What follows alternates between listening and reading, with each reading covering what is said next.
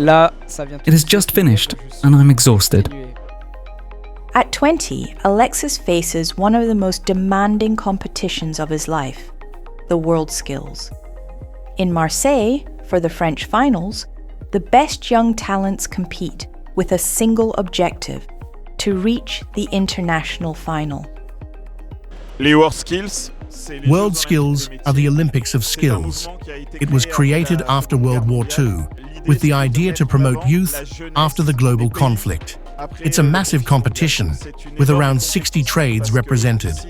For young people, WorldSkills is a stepping stone whose true impact few can imagine.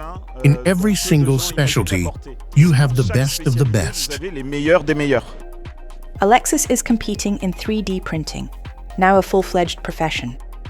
For all the candidates involved, a single objective: to join the French team and set their sights on Shanghai 2026. 13 countries are registered for the upcoming competition in Shanghai for additive manufacturing only.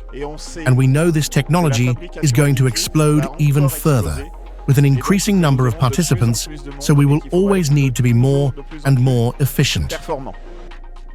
With medical as the imposed theme, the pursuit of performance makes this competition very demanding.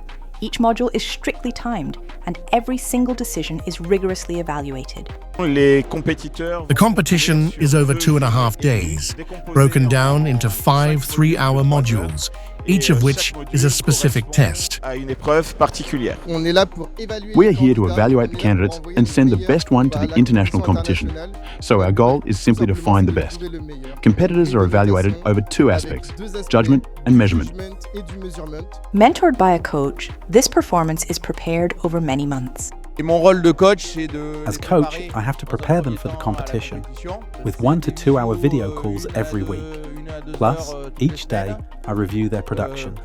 It's hard to estimate the time spent, but there's a lot. Alexis was severely put to the test, but he never lost sight of his objective: to represent his country. Honestly, this competition is not to underestimate. Even if we are sitting behind a desk and don't move around too much, it's still an enormous mental load with a lot of stress and pressure involved. I feel that I handled it pretty well overall, but also I'm quite tired. So next week, I'm definitely going to get some really good sleep.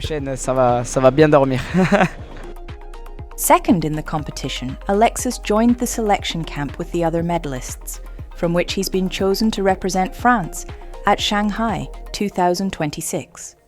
We wish him the very best.